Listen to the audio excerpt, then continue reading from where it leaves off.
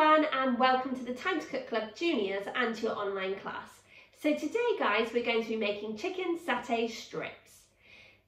So hopefully if you're joining me today you have all of your ingredients weighed out, measured and ready to go, and also the equipment from the equipment list. So let's make a start. So the first thing that you'll need to do is, if you're using wooden skewers, you'll need to soak the skewers in cold water, as this will stop them from burning when they're in the oven. Okay, so the next thing you need to do is you need to get your chicken strips and you need to pop them into a Ziploc freezer bag. Now, in the recipe it says 650 grams of chicken strips. So if you've got chicken breast instead, then you will need to chop your chicken up into small chunks, just like I've just done, okay? But whenever we're chopping, remember those golden rules, and that is, we always chop on a chopping board, we're always watching what we're doing at all times, and we're keeping our fingers well away from the blade.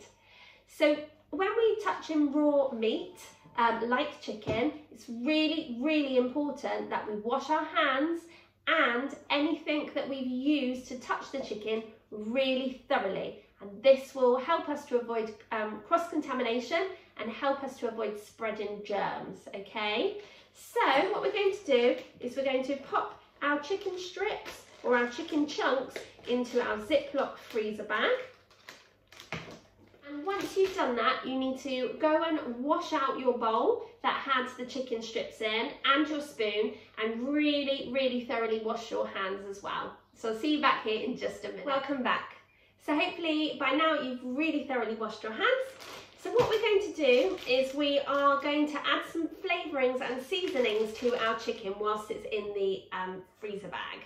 So the first thing we're going to add is 1 tablespoon of dark soya sauce. Now, whenever we're measuring out any herbs, spices or flavourings, it's a really good idea to do so over a separate bowl or cup, and that way we won't add in too much. So we're just going to add in 1 tablespoon of dark soy sauce and try and carefully add it to the chicken, like so. We're also going to add in a clove of crushed garlic. So I'm going to be using my garlic press to press down on the garlic. Now, if you don't have a garlic press, you'll just have to chop up the garlic clove very finely. Also going to add in half a tin of light coconut milk. So when you're opening tins, you need to ask your grown-ups to help you because they can be really sharp, especially at the top. So we're just going to pour in half of the tin. Okay, that's about right. Now we're going to measure out the spices. So we're going to start with half a teaspoon of dried cumin. And as I mentioned before, we're going to do this over a cup, okay? So just half a spoon, like so. Then half a teaspoon of dried coriander.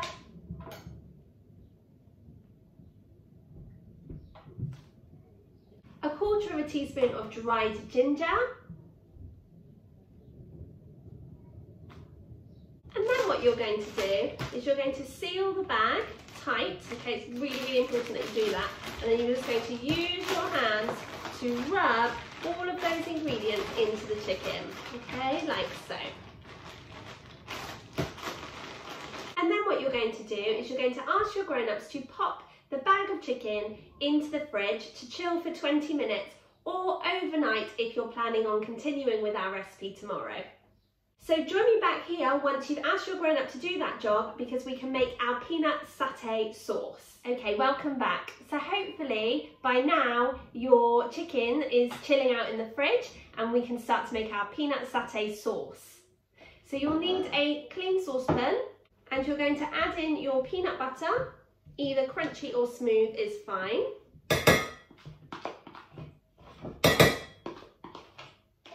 You're also going to add in another tablespoon of that dark soy sauce.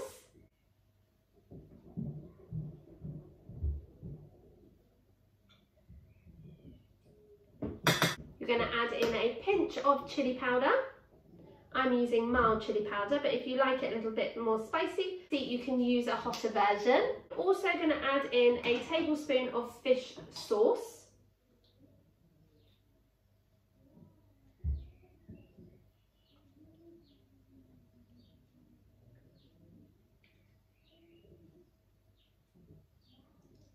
remaining 200 millilitres of coconut milk. What you're going to do is you're going to use your spoon to just stir in all of those ingredients until you get a nice smooth consistency. Make sure though that you keep your spoon right at the bottom of the pan so that the sauce doesn't kind of flick up. Okay, when you've got a nice smooth consistency, you can add in your brown sugar and also half a teaspoon of dried coriander. And then you're just going to give your sauce a stir again.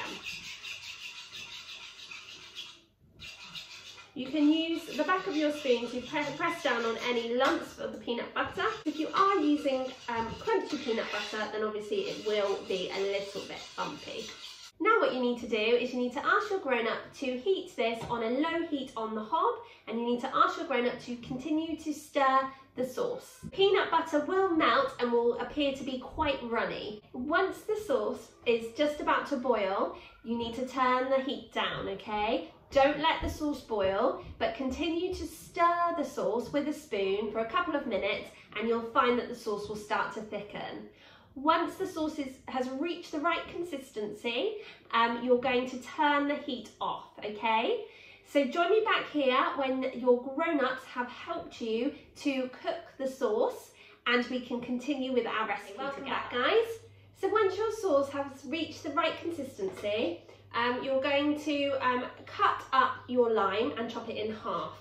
So remembering our golden rules, and that we always chop on a chopping board, we always watch what we do at all times, and we keep our fingers well away from the blade. Now we're going to make a rainbow bridge, so that's using our thumb and our forefinger, and hold the lime really carefully on the chopping board, really firmly and securely, pushing down. Then we're going to get our knife and we're just going to cut in between, right down the middle, okay? So you'll get 2 halves of your lime. Now if you have a lemon squeezer or a lemon juicer, you can just pop your lime cut side down on top of the lemon juicer and you can just squeeze the juice out. If you don't have that, then don't worry, you can just use a fork. And what you're going to do is you're going to pop your fork in and just twist it, okay? And just pop your fork in different places in the lime and just keep twisting until you have released all of that lovely juice. Okay, so we're only doing this with 1 half of the lime. Okay, and when you have got all your lime juice out, what you can do is you can ask your grown-up to help you to pour that into your satay sauce and give it a good stir.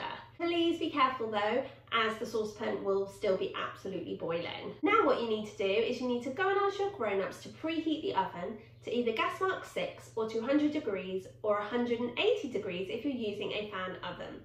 The reason why we need to ask grown-ups to do this job is because ovens can be really hot and so can be very dangerous. And we definitely don't want any burnt hands or fingers today. The reason why we need to preheat the oven is to make sure that the oven is at the perfect temperature when we're ready to pop our chicken into it. We're going to start off by preparing our skewers.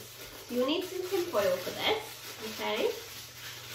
And what you're going to do is you're going to take your skewer out of the water, okay, your wooden skewer, if you're using that, and you're just going to cover one end with some tin foil, which is going to help you to be able to hold the skewer, or definitely to get it out of the oven tray with your grown up.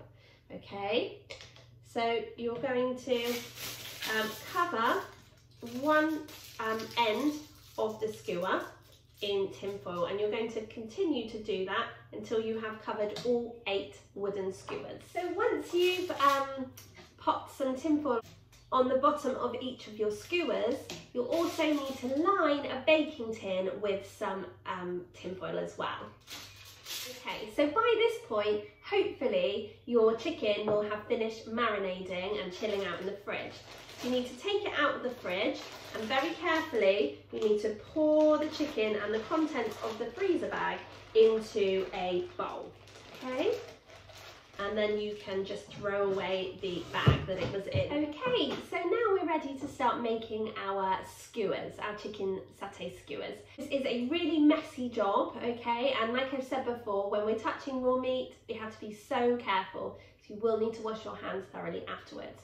Now, if you're using chicken strips, Then what we're going to do is we're going to use 2 strips per skewer, and we're just going to pop them on in like a concertina way. So we're going to thread it on and then thread it on again, okay, before pushing it down.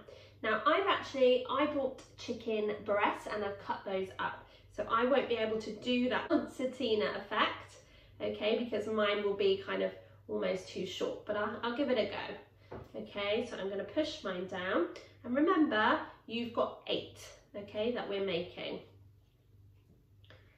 So I'm popping the skewer into the bottom, and then I'm also popping it into the top and pushing down, okay. So like I said, this is a really messy job, but just make sure that you are trying to keep your chicken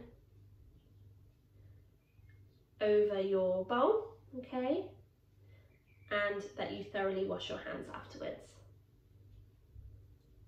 And you just need to keep going until you have prepared all 8 of your skewers.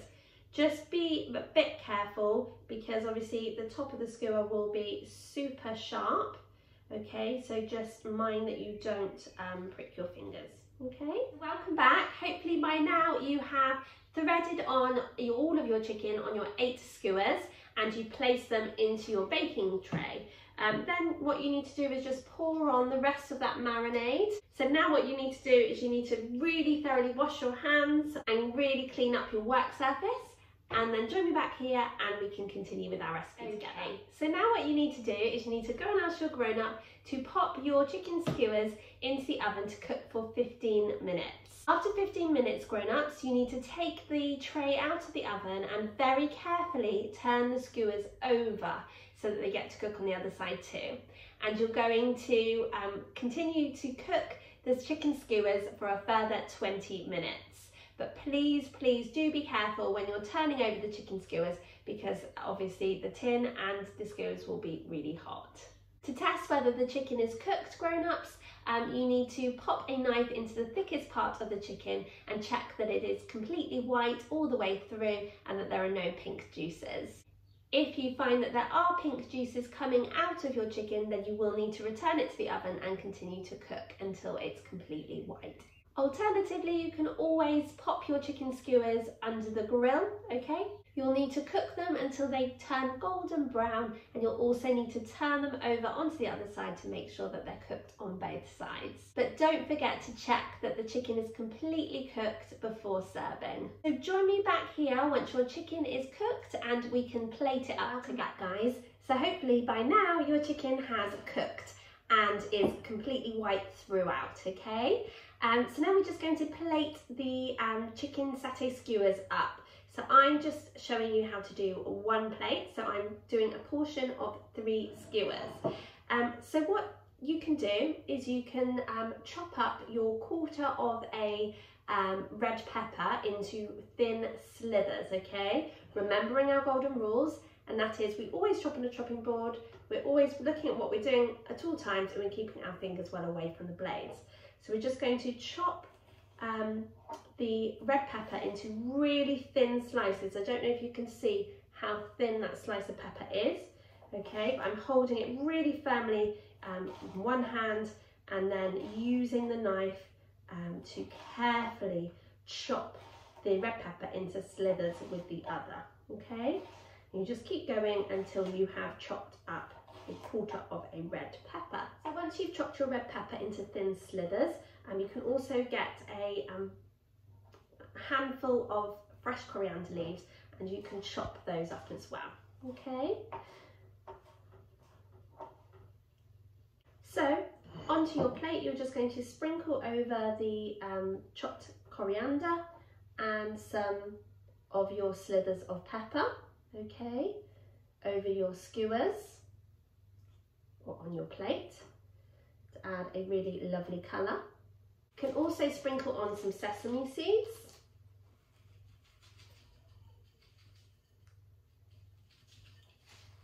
And then you're going to pop some of your satay sauce into a little bowl or serving dish, and you can just sprinkle on the top some roasted peanuts, okay? Now another really lovely dip to use is sweet chilli dip as well. So you can pop those onto your plate, and there you have your chicken satay strips garnished beautifully.